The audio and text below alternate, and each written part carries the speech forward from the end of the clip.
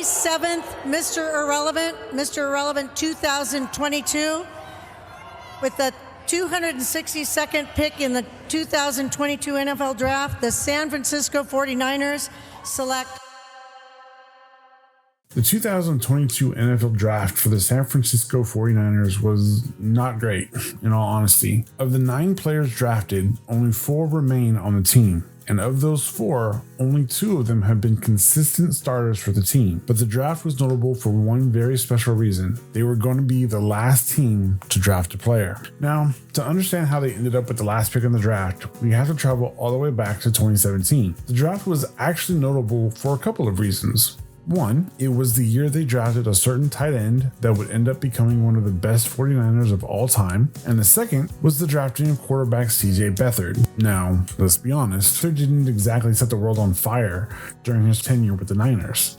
That honor belongs to that tight end I mentioned earlier, but more on him later. While Beathard would spend 4 seasons in San Francisco and do fairly well, his true worth would not show itself until he left for free agency in 2021 to head to Jacksonville. In return, the 49ers would receive a comp pick in the 2022 draft. And as it happened, that pick was number 262, which meant that San Francisco was getting their very own Mr. Irrelevant. Before we move on, I think it would be relevant to quickly talk about why a quarterback was even chosen to begin with. The 2021 draft was memorable. For some teams, their draft picks gave them certifiable weapons for their offense and defense. Players like Trevor Lawrence, Jamar Chase, Penei Sewell, Patrick Surtain, Micah Parsons, and Travis Etienne. Even the 49ers had some notable picks in the draft, including Talanoa Hufanga, Elijah Mitchell, Aaron Banks, and perhaps what could end up being the best pick of their draft class that year, Diamador Lenore. Unfortunately for San Francisco, 2021 would also be the year the Niners made arguably the biggest mistake of the Shanahan era. You see, in order to secure a top spot, they traded 3 first-round picks and their 2022 third-round pick to Miami in exchange for their 3rd overall pick. And while many people expected San Francisco to draft Mac Jones, who would eventually end up being drafted by New England, they instead decided to take North Dakota State quarterback Trey Lance. I'll go over the ramifications of this draft pick in a future episode, but let's just say that it was seen as one of the biggest head scratchers in recent memory. He was brought in as a backup to Jimmy Garoppolo and did see limited playing time. He would start for 2 games for the team with the intention of taking over as a full-time starter while Garoppolo would remain as the backup. At the time, it looked like the 49ers had everything they needed to stay competitive for 2022. With 2 quarterbacks already set to play in the 2022 season, they weren't looking to acquire a new one, especially since there were other positions they needed to address. But quarterback coach Brian Griese and pro scout for the Niners Steve Slowick were able to convince the front office that they needed one final piece, and that came in the last round. And not only in the last round, but the final pick of the 2022 NFL Draft. So the 47th Mr. Irrelevant 2022, with the 262nd pick in the 2022 NFL Draft, the San Francisco 49ers select Brock Purdy, a quarterback from Iowa State. Go Niners! With Purdy now drafted, it was time to see if Mr. Irrelevant could make an impact. But with Trey Lance coming back from injury and being named the starter, and Jimmy G set for one last hurrah with the team, it certainly seemed like Purdy would end up fading into the background like the other backups before him.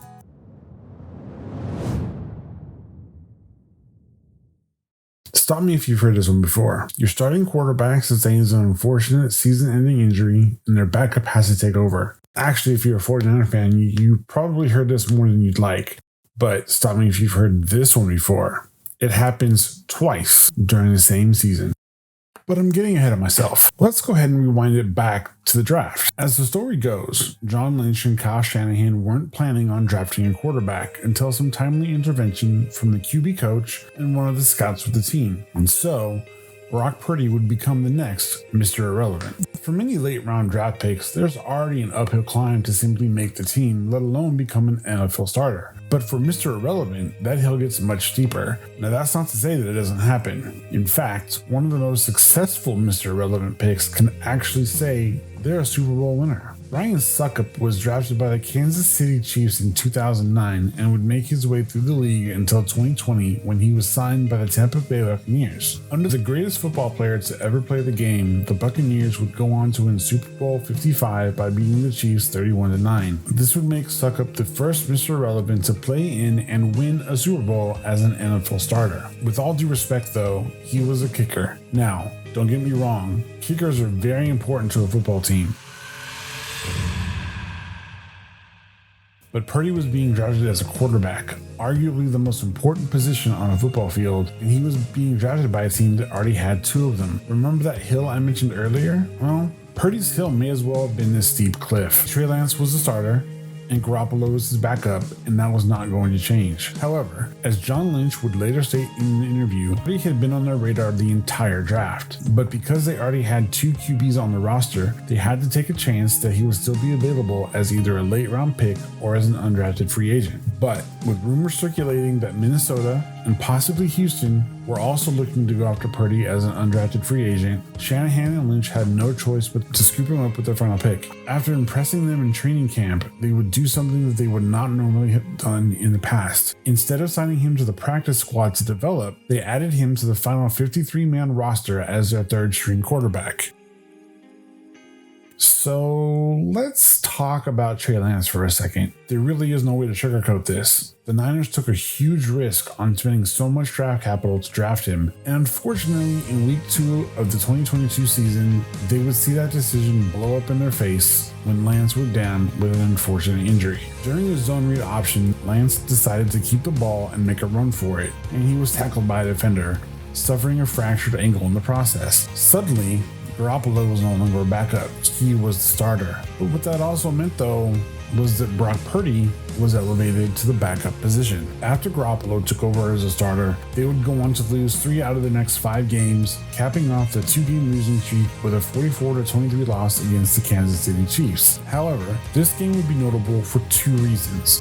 One, this was the first game the 49ers played after making one of the most franchise-changing trades in team history. In exchange for a 2nd, 3rd, and 4th round pick in the 2023 draft and a 5th round pick in the 2024 draft, the 49ers acquired Carolina Panthers running back Christian McCaffrey. But we'll get to him in a future episode. Number 2 though, and the whole reason why we're even here, is because this was actually the first regular season appearance of Purdy. He would come in for Garoppolo in the 4th quarter after the game was well out of hand. He would have one drive that lasted 10 plays for a total of 67 yards before ending in an interception. Let's be honest, the less said about this game the better, but it was the first time that fans were seeing him in the regular season, and that's really what we should be taking away from this game. After suffering that loss, they would win the next game against the Rams before heading into their bye week. And after the bye, the 49ers would step on the gas, and from weeks 10 through week 12, they looked unstoppable. On December 4th, in week 13, the Miami Dolphins made their way to Levi Stadium in what was sure to be a great game. Head coach Mike McDaniel was coming home to hopefully get a win against his former team, and I'm sure many people thought the game was going to be easy for them. After all, no one knew the Niner offense better than the former offensive coordinator, and it did look like it was going to be a long day for the Niners after Miami shot out of the gate quickly by scoring a 75-yard touchdown on the first snap of the game. After the extra point was kicked, the Niners would then take the ball, and in just 8 short plays, including a quarterback sack, the team would never be the same. In the span of just a few moments in time, Brock Purdy, Mr. Irrelevant, went from being a backup quarterback to being the starter. Well, technically, he was still designated as the backup. But man, he sure didn't play like one.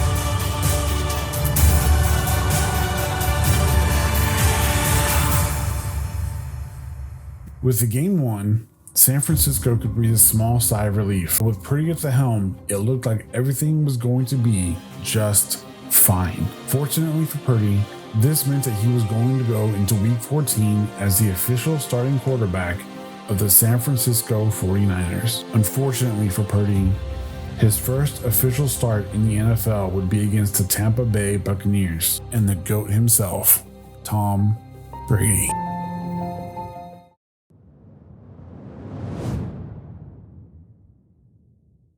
The date is September 30th, 2001, and a young quarterback by the name of Tom Brady is making his first NFL start for the New England Patriots in Foxborough Stadium. Roughly 2,600 miles away in Queen Creek, Arizona, a young boy by the name of Brock Purdy is likely learning how to walk and talk as he inches toward turning 2 years old. Little did either of them know that in a little over 21 years, their paths would cross for one of the most exciting games of the 2022 NFL season. I feel like I should get a few things out of the way. A disclaimer of sorts. I have never been one of those people that subscribe to the whole ex-quarterback versus white quarterback narrative when I'm watching a football game. It doesn't make sense to me. Both quarterbacks are never on the field at the same time until the end of the game when they're meeting in the middle to shake hands or to complain about the refs. Sorry, that was a cheap shot. Chiefs fans are still healing. I get it.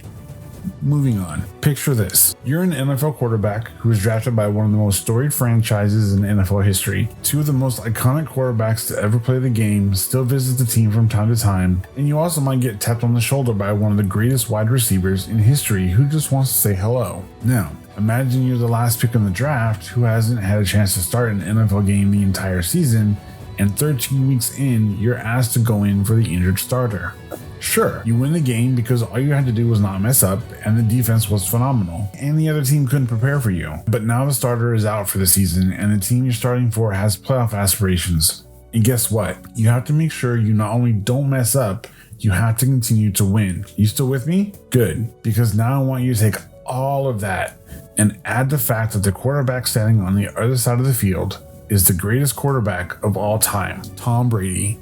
Football royalty, the GOAT. Coming into Week 14, both teams are coming off big wins. For the Bucs, it was a win against division rivals in the Saints, and of course, the Niners are coming off that win against the Dolphins. So each team was coming into this game hoping to keep their momentum going. But for Purdy, this game meant something a little more. In earlier interviews before the draft, the one thing Purdy said he was hoping for in getting drafted was just to get a chance to show his new team, whoever that may be, what he was capable of. In the last episode, I mentioned his debut in the Chiefs game. He would get another chance to get into the game against Arizona, which produced a questionable play from him and the running back who was playing with him at the time, Jordan Mason. So if you are a Niner fan and your only knowledge of Purdy up until Week 14 were his garbage time plays from Week 7 and the botched handoff in Week 11 against Arizona, then you probably thought the season was basically over. Here was a player that began the season as a third-string quarterback only after he was drafted with the final pick and didn't see any playing time until 7 weeks into the season. I'm sure many Niner fans legitimately did not know who this person even was, but as they would soon find out, this wasn't just any normal quarterback. And it is here that we have to go back to that small,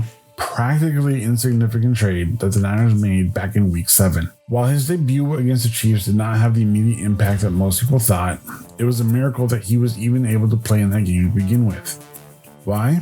Well, he was traded on Thursday, October 20th, and the game against the Chiefs was Sunday, October 23rd, leaving him only a few days to learn some of the more simple plays that Shanahan had ready for him. Although let's be real, even simple plays can seem complicated in a Shanahan offense. McCaffrey credits some of the coaches helping him out learning the plays, but he gives a lot of credit to a specific player for spending extra time after hours going over the plays in better detail, even going so far as to take him out to the practice field to help him run through them.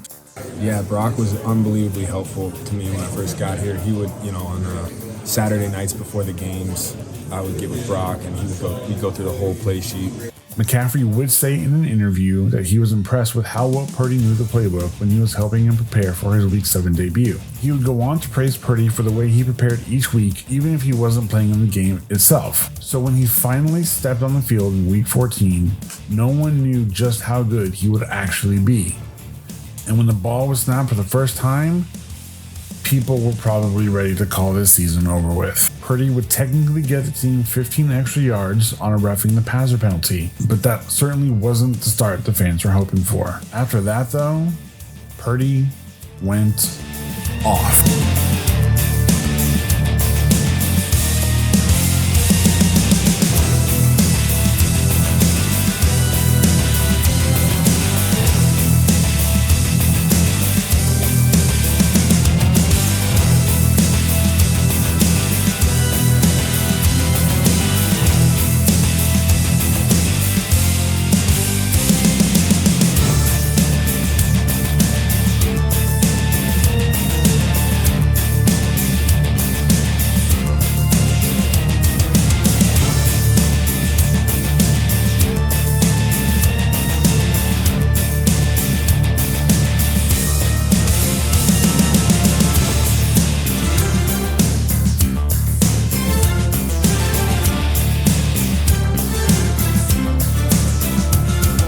In just over one quarter of football, the 49ers looked dominant on offense, outscoring the Bucs 0-14. What's special about this touchdown, and something that would go way under the radar for a lot of people, was that this was one of the first instances of Purdy using his legs. Not only did he showcase great instincts to run when things were breaking down, but he also showed himself to be quicker than people expected. And surprising to many people, things only got better from there.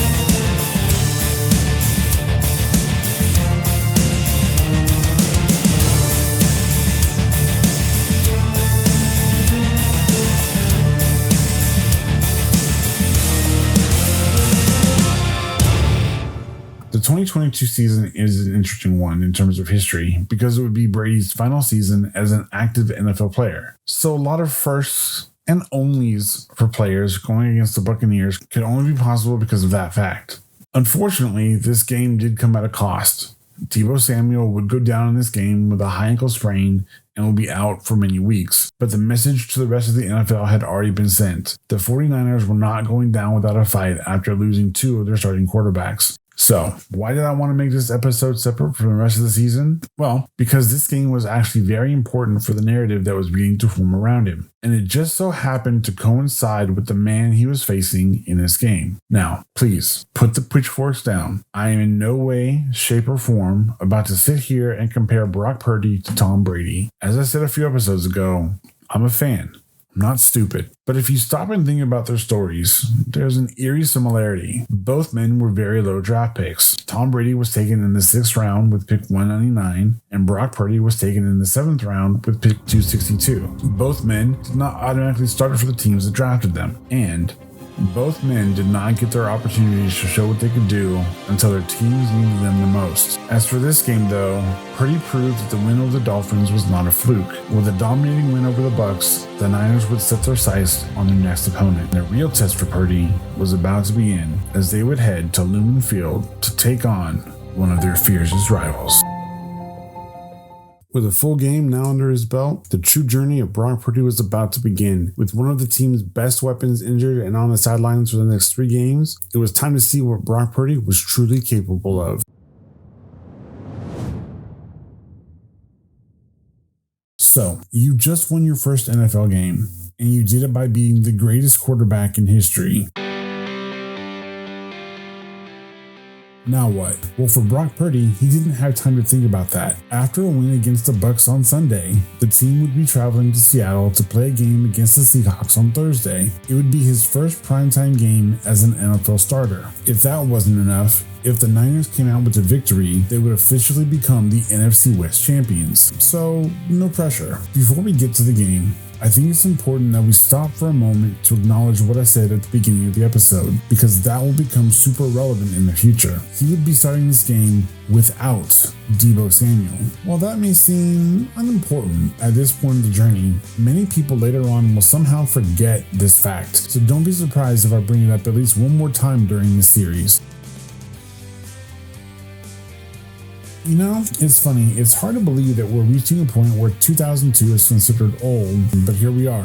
Why is that significant? Well, that's the year that the Seahawks officially moved to the NFC West. The rivalry would remain largely insignificant for many years after that. That was until each team would hire a new head coach. Seattle would hire Pete Carroll in 2010, and the 49ers would hire Jim Harbaugh in 2011. The two coaches were known for their rivalry in college, which then spilled over into the NFL, creating a long-standing back and forth between the two teams that still lasts to this day. But that's not what this video is about. Purdy was heading into this game on what was essentially a two-game win streak. Now, I know that the records will show that he didn't get credit for that win against Miami because he didn't start the game, but we all know who really gets the credit for that win. But more than that, as a team, the win against the Bucks extended their win streak to 6. And with another win, they would do something that hadn't been done in quite some time. First, they would sweep the Seahawks for the first time since 2011, and they would be one game away from sweeping the entire division, something they hadn't done since 1997. To say there was a lot riding on this game would be an understatement, and it was all on the shoulders of a rookie, and not just any rookie, but, say it with me everyone, the last pick in the draft. Oh, there was one other tiny, insignificant problem. Purdy was playing this game with an injured oblique. Despite that, Purdy continued to shine.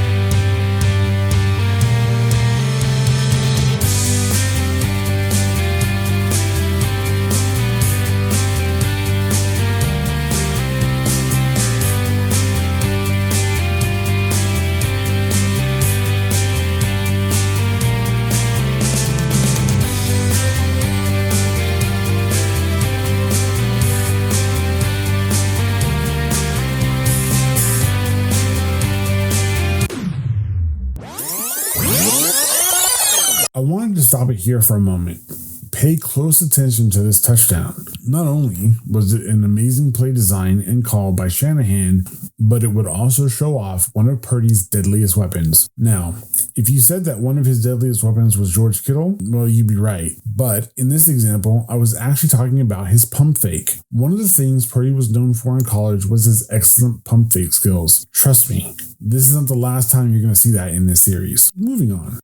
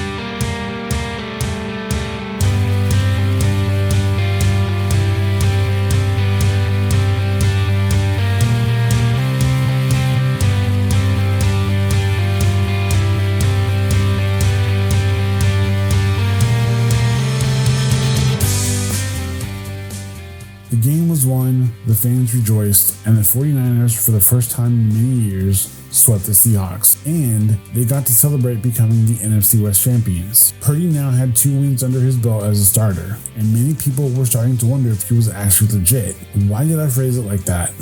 Well, because there were still a couple of huge questions looming over the team. First, how were the Niners still able to look so dominant after their starting quarterback went down in week 2? That could easily be answered by the fact that the backup to Trey Lance was Jimmy G. He knew the offense better than anyone, so of course they weren't going to look bad with him at the helm. But he got hurt, so now people started to wonder how the team was still looking like they hadn't missed a beat when he went down. And not only were they not looking worse, they were looking better. How? How could the last pick in the draft look this good? He obviously was the last pick for a reason, right? And that's when, I believe, the narrative around Brock Purdy started to form. With only 4 games left in the regular season, Purdy was starting to ascend in his role as a legitimate starting quarterback for one of the most dominant teams of the 2022 season. But with only 4 games left in the regular season, people started to ask the question, how long would it be before Brock Purdy came crashing down to earth?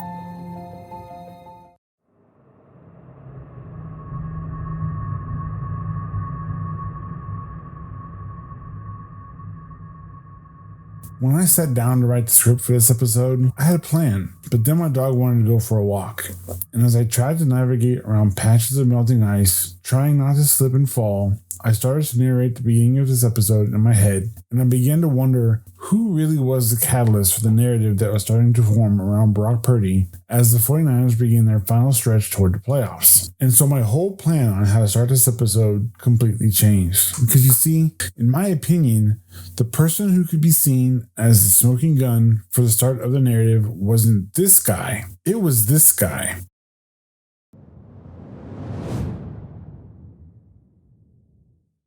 Before we start, once again, I feel like I should start with a disclaimer. I have no ill will toward Trey Lance or Jimmy Garoppolo. Full disclosure, I wasn't necessarily a fan of the team when Jimmy G was a starter or when Lance was drafted, so I'm not going to sit here and be hypercritical about either of them. Jimmy Garoppolo was a passable quarterback for the Niners until he started getting multiple injuries that changed the way he played, and Trey Lance was simply not ready, in my opinion, to be a starting quarterback. With that said, unfortunately for both of them, they are part of Brock Purdy's story, so I do have to talk about them. This episode is also going to be a bit different in terms of how it's structured. While the last 3 episodes focused on 3 specific games, those games were special because of what they represented. Him replacing the starting quarterback, his first official start in the NFL, and his first primetime game as a starting quarterback. For the last 4 games of the season, the Niners as a team really had nothing left to prove. They were the NFC West champions and win the playoffs no matter what. For Purdy, though, these last 4 games would be his opportunity to show the team and the rest of the NFL what he could do. But as I mentioned in the last episode, many people around the league, the media, and other football fans were starting to ask questions. A narrative was starting to form. So, why do I think it was Trey Lance that was the catalyst for the start of this narrative? For that, we do have to take a quick trip back to episode 1. For many people in the NFL world, media and fans alike, the trade up for Trey Lance is still looked at as one of the worst mistakes a team has ever made in the modern era. In fact, most people thought after he only started a few games the year he was drafted that he just wasn't ready, and the idea of Kyle Shanahan and John Lynch losing their jobs over the decision was a distinct possibility. And then the start of the 2022 season happened, and Trey Lance went down with a season-ending injury in week 2, and they would go on to lose 3 of the next 5 games. They made up for the Trey Lance disaster somewhat by securing Christian McCaffrey, but the drafting of Trey Lance was not something people were just going to forget about. And then their only viable backup quarterback went down in week 13. Suddenly, everyone outside of the Niners fandom had a singular thought. Finally, their choices were going to catch up to them. But then, Brock Purdy put on the helmet and stepped into the huddle. And after 3 games, suddenly everyone turned into Jesse Pinkman. You can't keep getting away with it!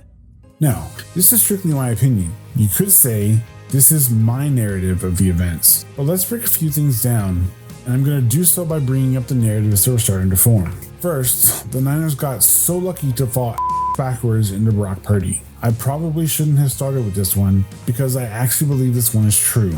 Although, can we stop for a second and acknowledge the fact that the Niners have been deceptively good at drafting players in later rounds? I won't name them all, But George Kittle was drafted in the 5th round and as of today is arguably the best or second best tight end in the league. Never mind all the great defensive players that they've drafted in the later rounds. Or how about this one? Brock Purdy can't be good because he was the last pick of the draft, and that had to be for a specific reason, right? If you're watching this and have said that in the past, I want you to know that I agree with you. No quarterback that has ever been drafted in later rounds has ever done anything great in the NFL. In fact, the only thing worse than being a late round draft pick is never being drafted at all. Now that you've got that out of the way, I think it's important to understand that the whole point of Mr. Irrelevant is the idea that it doesn't actually matter where you were drafted. Anyone can make an impact at any time. It's something I wish people would remember, but I get it.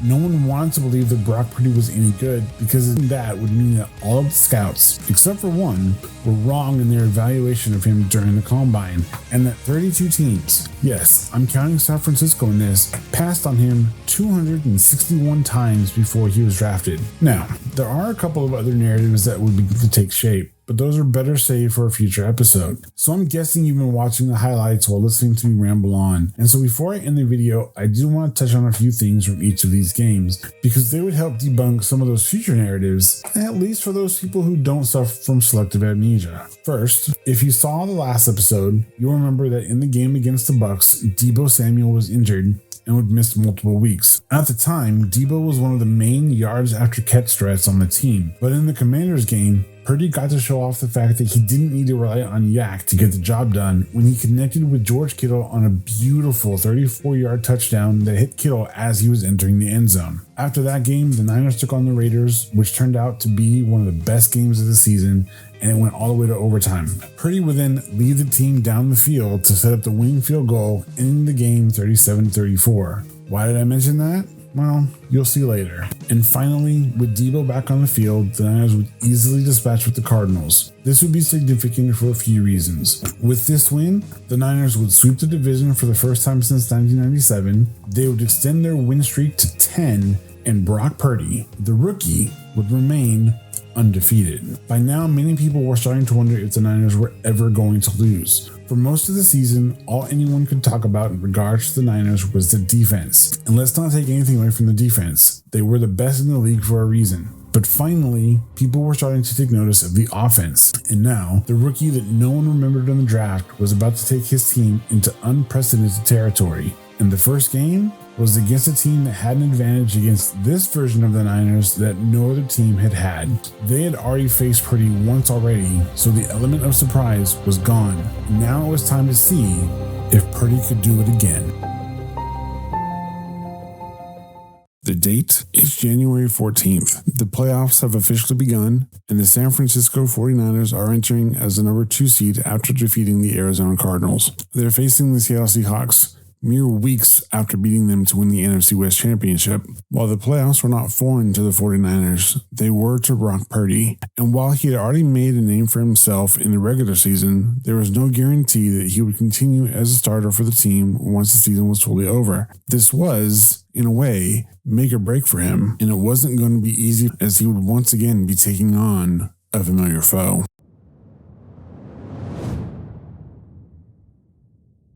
As I said in the last episode, the Seahawks were entering this game as the only team that had already faced Purdy, so they had more time to prepare for him more than any other team had had. This was truly going to be Purdy's first major test as a starting quarterback, and I kind of think this first playoff game really was a tale of two halves.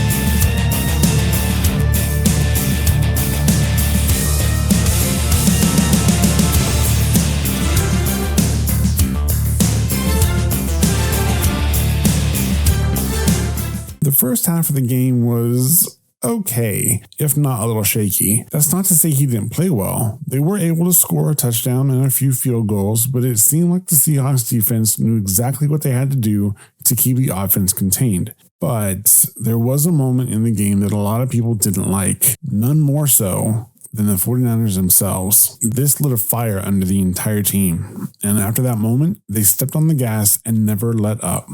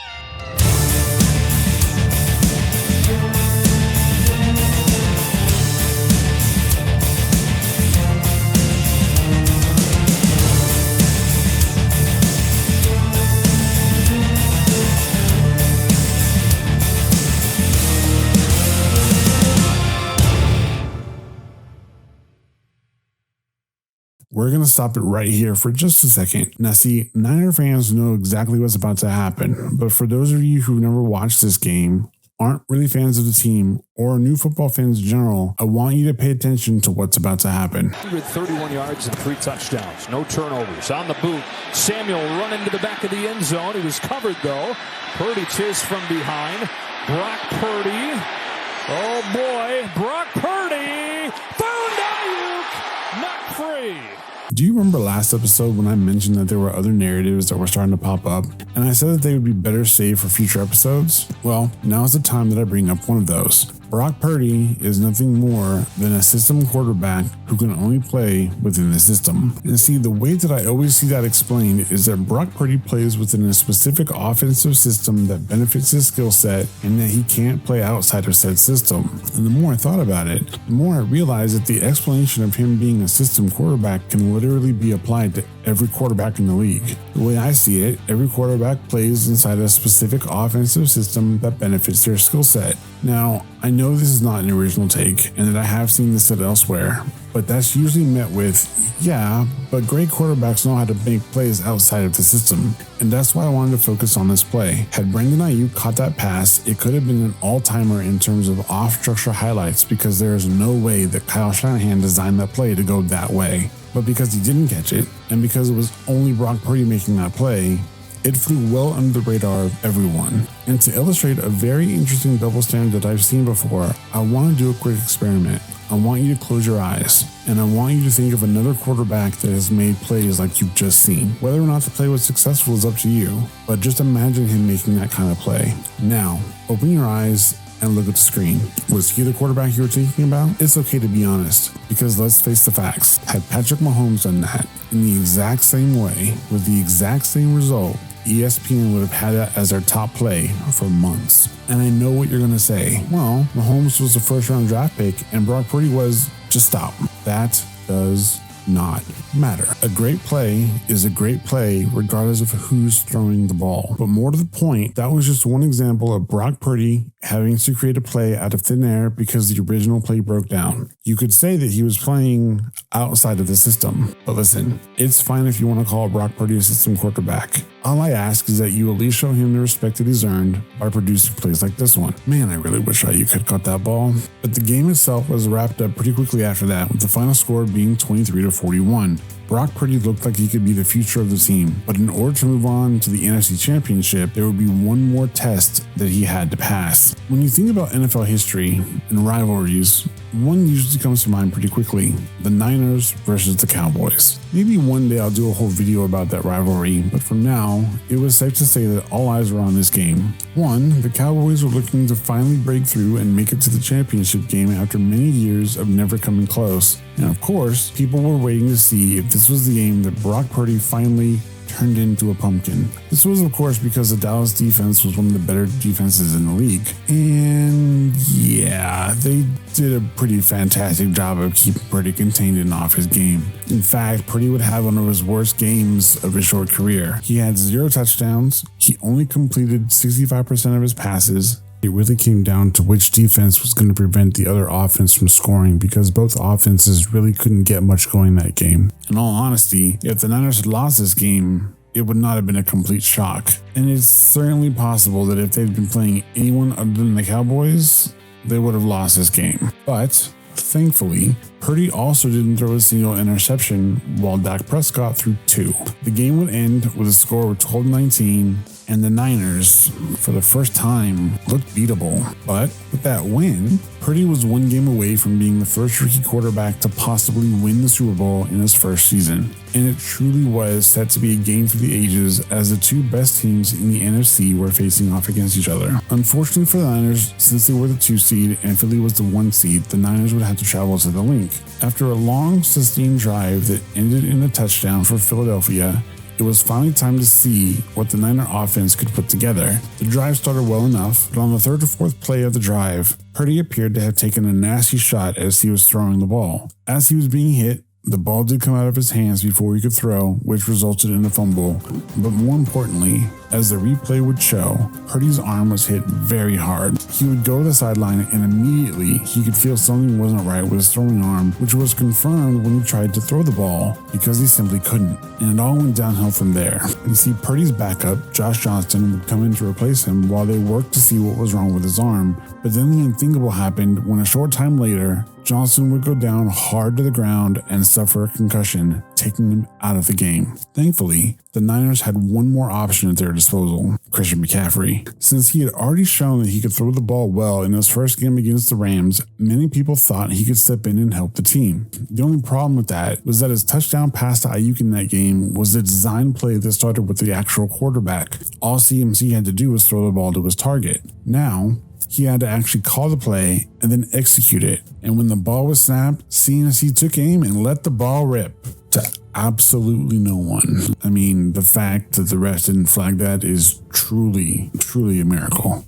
But with no one left to call plays or throw the ball, Purdy made the choice to go back in for the final plays of the game. He couldn't throw, which obviously meant that the defense knew that every play was going to be a run, and the Niners didn't last too much longer after that. Mercifully, the game ended 31-7 with a lone touchdown from the Niners coming off of a superhuman display of tenacity by CMC. He would make one of the most insane runs that I've personally ever seen to at least give the Niners a chance. But let's be honest, the game was over once it was determined that Purdy couldn't throw the ball. All due respect to his backup, but the offense simply looked different with Purdy under center. And without the ability to push the ball down the field, there was no way they were going to be able to do a whole lot. And as the team walked off the field, many people were left wondering what was going to happen with the San Francisco 49ers. Trey Lance would be coming back from his injury to presumably take back his starting position, which would likely mean that Purdy was going back to being his backup. At least, that's what people thought until it was determined what the extent of Purdy's injury truly was. He had suffered a complete tear to his UCL in his right elbow and would need surgery to repair it, leaving many doubts on whether he would even be able to play in the upcoming season. To many, it appeared that the Cinderella run for Mr. Irrelevant was finally over,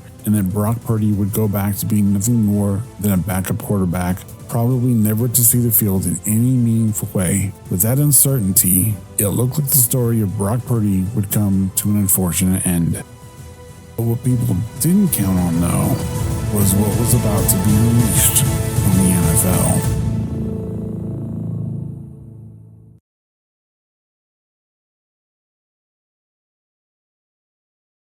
And that's going to do it for this video. If you like this content, drop a like and leave a comment. To stay up to date, click that subscribe button and turn on the notification bell. Thanks for watching, and I'll see ya in the next one.